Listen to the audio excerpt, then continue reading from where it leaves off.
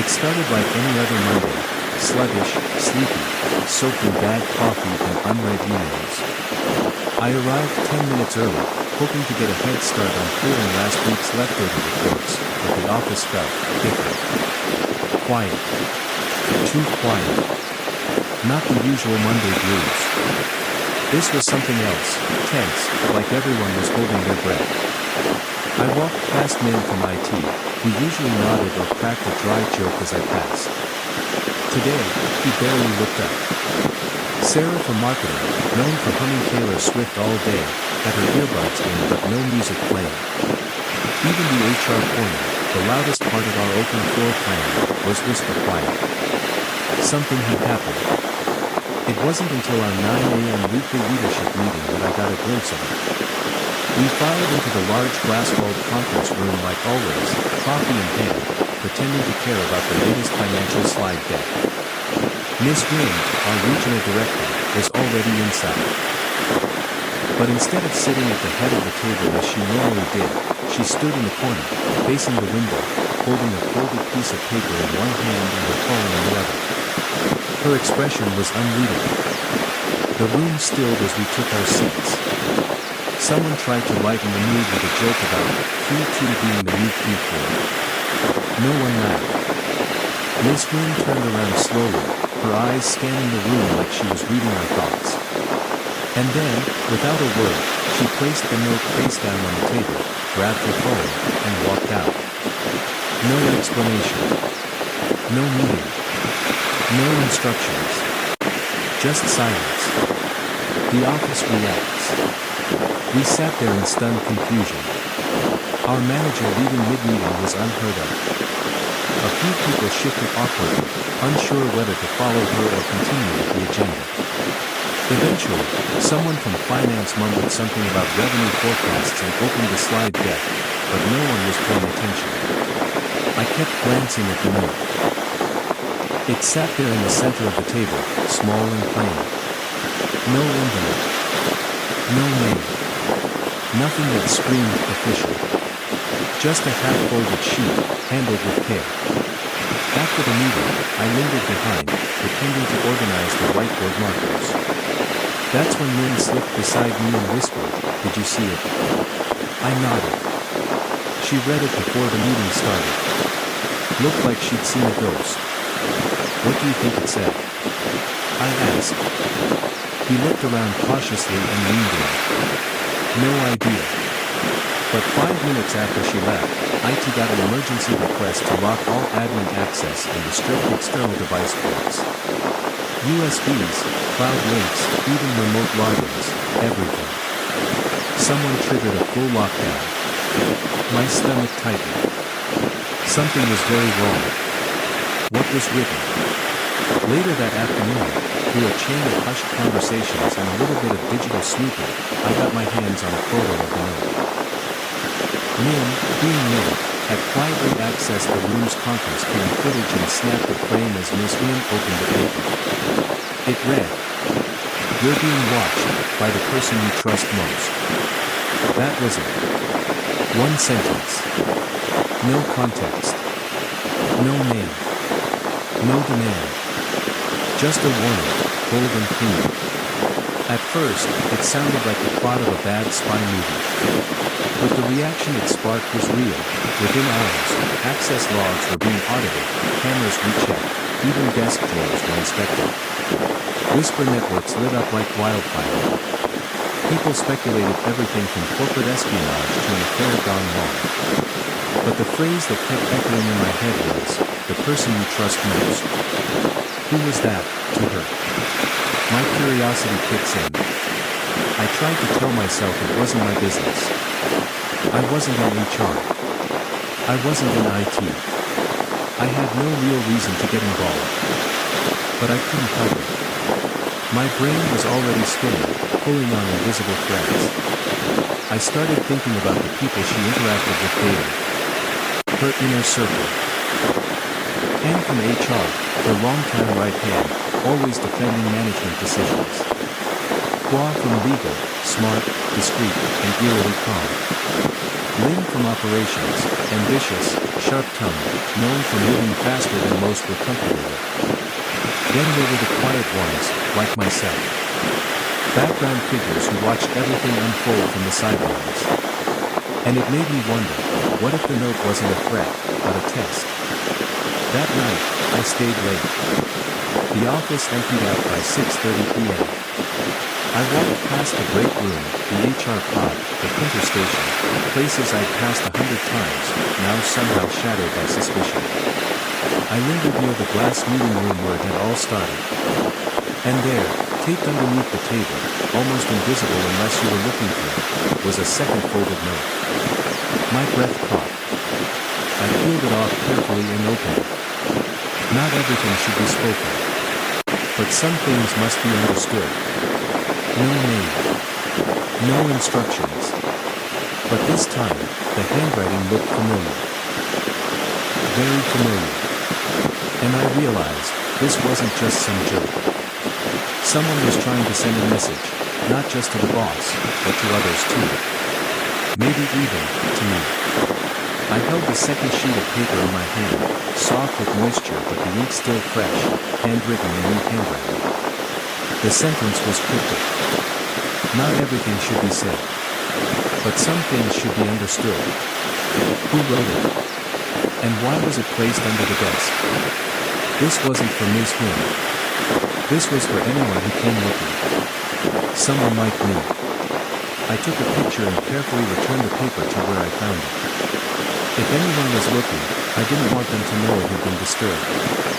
But when I returned to my desk, one thing was certain, this wasn't just a prank. Someone was communicating quietly, secretly, on purpose. And now I was part of it. That night, long after the office had emptied, I returned to the digital archive that Wayne had shared with me earlier. The archive included screenshots of several meeting minutes, handwritten labels from HR files, and even a scanned birthday card signed by an employee last month. I looked through each piece of text. Some were in block letters, some were scribbled. But two documents stood out. A performance review form written by Ms. Heng from HR. A congratulatory note to the office administrator, pinned to the break room board last week. They had identical handwriting, same curved H, same slanted T, unusual double spacing after punctuation. The second note was written by the same person who had written the card. And the performance review? Also eerily similar. Hang. She had been with the company for nearly 7 years. Everyone trusted her. She sat in on every secret meeting, knew every salary, every conflict, every complaint filed, formal and informal. But in the past few weeks, she had changed. I began to notice things I hadn't noticed before. Heng no longer sat with her usual group during lunch. She came into the office earlier than most and stayed late. Her tone and slack was neutral, too neutral, almost mechanical. Then came the break room incident. It was Friday.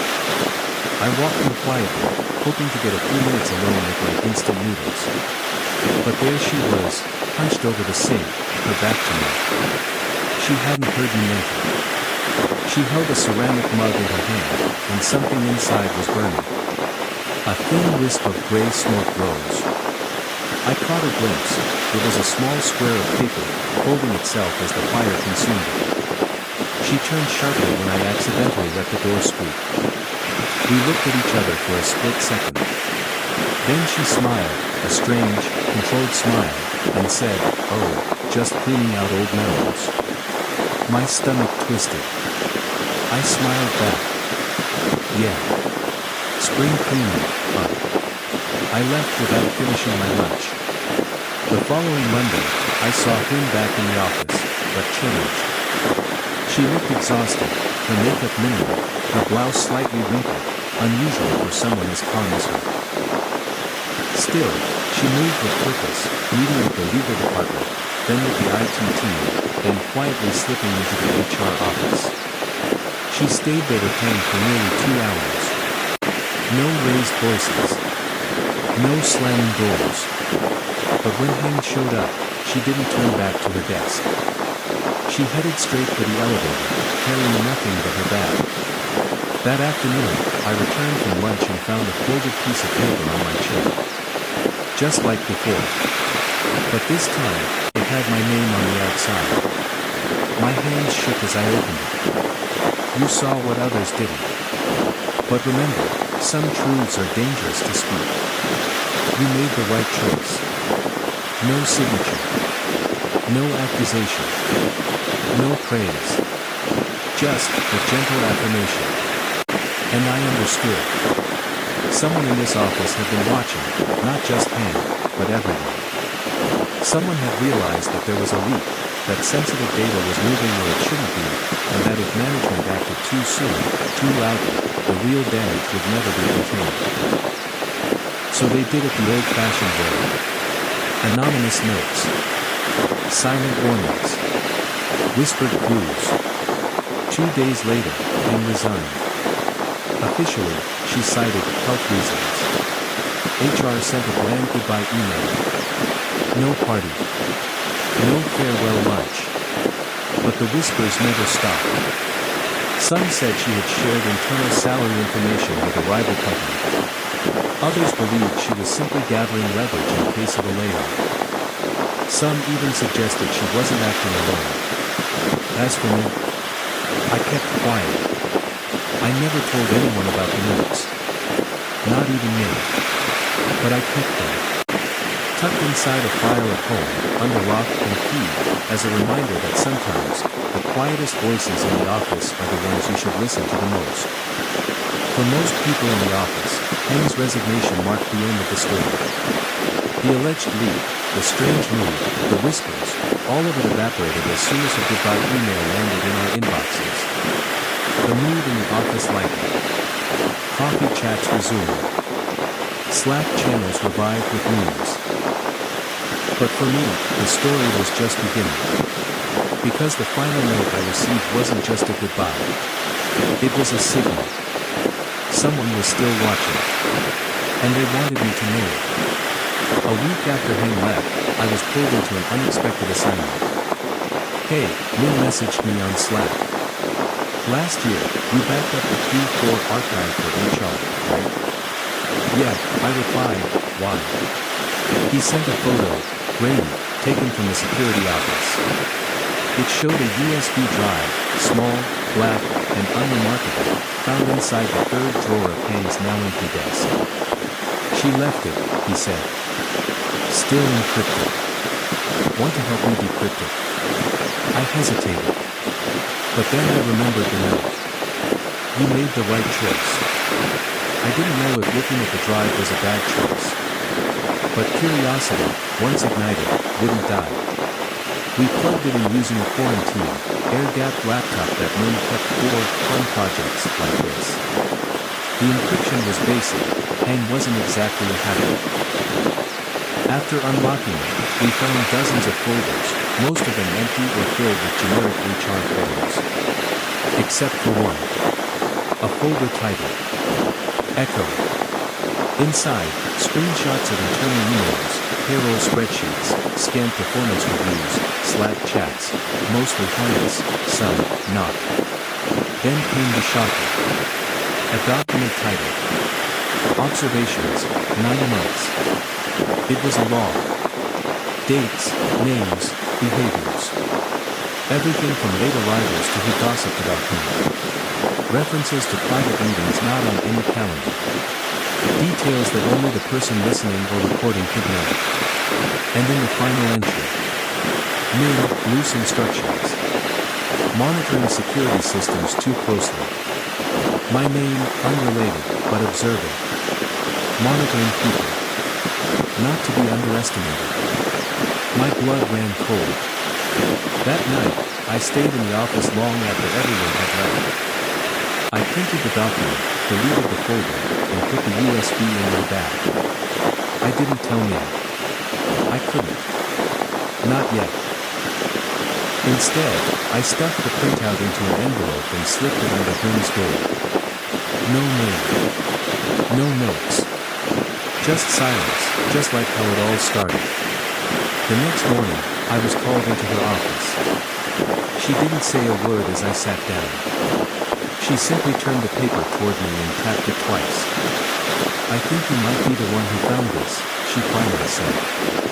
I opened my mouth, unsure whether to explain, apologize, or pretend. But she shook her head. "There's more," she said. "Do you want to help us find it?" At first I didn't understand what she meant. But over the next few weeks, I learned that what Heng had started was just part of a larger pattern. The anonymous surveys had been manipulated. The exit interviews had gone missing. 2 employees who had left earlier that year, one from IT, one from procurement, had similar whistleblower tracks. The reports had gone unaddressed. The records had been deleted. Someone had built a silent intelligence network inside the company. And Heng wasn't the mastermind. She was a reporter. A tool. A messenger. But it wasn't the end of the road. Officially, I still handled reports and administrative tasks. But unofficially, I had become someone else. A silent observer. A pattern collector. A watcher of silence. Quinn didn't micromanage. She didn't give orders. But every now and then, she would hand me a note. A name. A question. Who has access to the shopping email? Check who printed these files after hours. Did anyone leave early on the 16th? Sometimes I found nothing. Sometimes I found too much. Weeks passed. The office settled into a new rhythm. I fell back into a kind of routine, but never really back to normal. Then, one morning, I found a note taped under my keyboard. "You look into the silence, and you don't flinch. That makes you dangerous. But it also makes you necessary. We'll be in touch." No name. No signature. That was it. I burned it. But I remember every word. By this point, I had accepted that my role at the company had changed, informally, quietly, perhaps dangerously. I wasn't just processing reports anymore.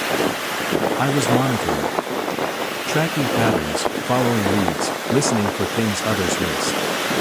But in the silence that followed Heng's departure, there was something else I couldn't ignore, the lack of consequences. For someone accused of being part of a surveillance leak, there was no press. No formal investigation.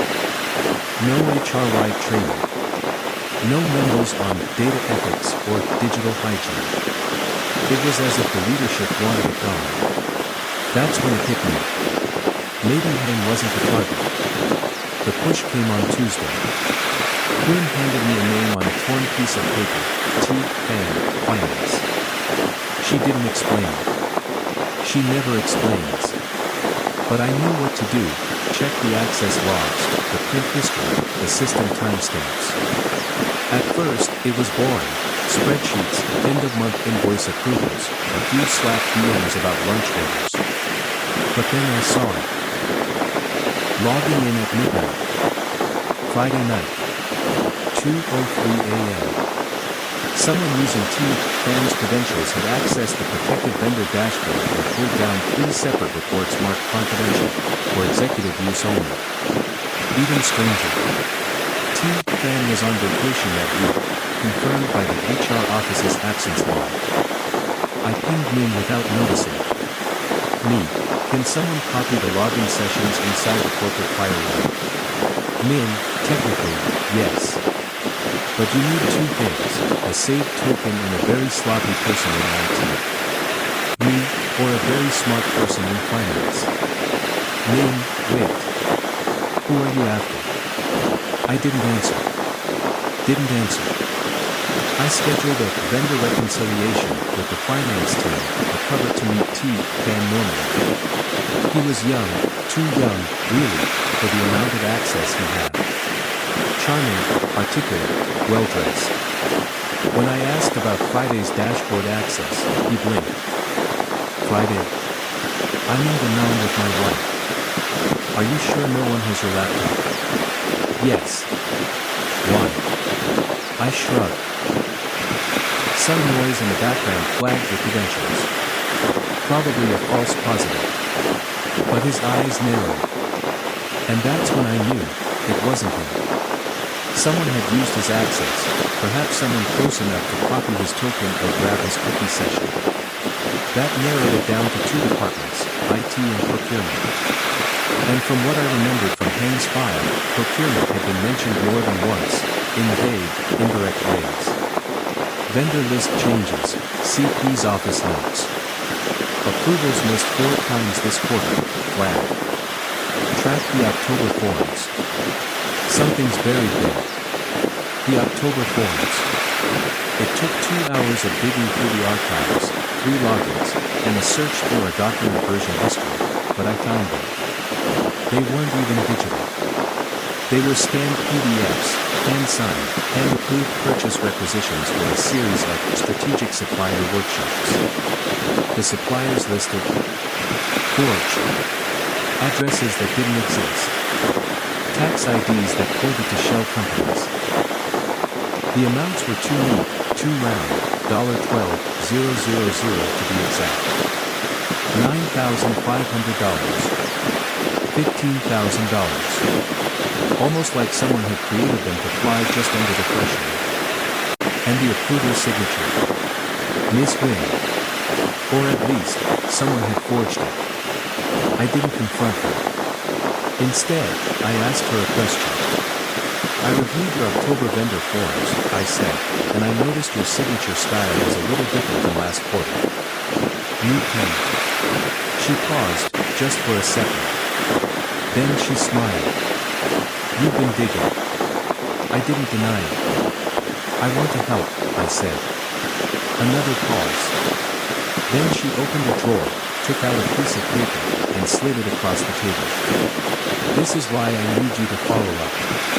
It was a screenshot of the internal expense approval system. Recipient. A shell vendor. Authorization. Department, legal. I frowned. So it's not just procurement.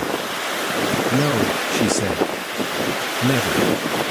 Over the next week, Quinn and I met twice, always briefly, always without a paper trail. She explained things I didn't know, things I hadn't even expected. Hang never disclosed salaries. She documented how executive-level fraud was quietly funneled through internal loopholes, and someone found out. What was that first note? You are being watched by the person you trust most. Hang wrote it, for Quinn.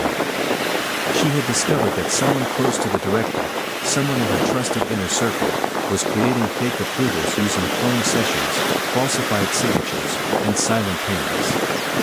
And now, we suspected it was fraud. There was one way to be sure. I had to date her. I created a fake, shadow vendor with identical characteristics to the other fake firms. Using Min's help, I got it approved into the internal test system. Then I left a fake invoice sitting inside the shared legal folder. Unlocked. Title. Urgent approval, Friday disbursement, discreet. The next morning, it was gone. Deleted. But the metadata? Still recoverable. It had been accessed at 7:16 a.m. by Qua's machine, and moved to an external USB device. That Friday afternoon, I was in the pantry when I heard it. 3 sharp knocks on the glass wall of legal. 2 men in plain black suits stood beside HR. They didn't raise their voices. They didn't cut them. But they walked Qua out of the building. No one said a word. Qua's removal sent a ripple through the company, one that no memo, no damage control PR, and no HR platitude could hide. There was no official statement. No press release. The Monday after his quiet exit, his desk was clear, his name erased from the internal directory, and the legal team adopted a new default signature block. But for those of us watching, it wasn't over. Not even close. Because in the silence that followed, something else came to light, something even Ms. Wynn hadn't seen coming. It was the 3rd Monday since Qua's departure when I found it. Taped under my keyboard. Again. But this time, it wasn't a threat. It wasn't a warning. It was an invitation. Come to the Level 8 archive room. Tuesday, 7:15 p.m. Alone. I reread the note twice.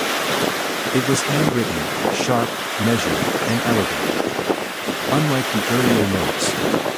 I knew that room. It was rarely used, deep in the quietest wing of our office tower. Technically still part of the company archives, but nobody visited it since everything had gone digital. Even the cleaners avoided it. So why now? And he was calling. I arrived early. The corridor was dark, save for a dim wall light and the faint hum of old HVAC systems. I opened the door. Inside stood a figure I didn't recognize immediately, tall, composed, dressed in a navy suit. It was Victor Loeb, our former head of risk and compliance. He had resigned quietly last year, citing family health matters. I'd barely interacted with him before. He had vanished so completely, most of us assumed he'd moved abroad. He didn't smile when he saw me. Instead, he handed me a thin manila folder and said, "You've seen more than most. But not everything." I opened the folder. Inside were two documents. A project charter, dated 2 years ago, titled Operation Echo, Internal Threat Simulation and Monitoring Protocols.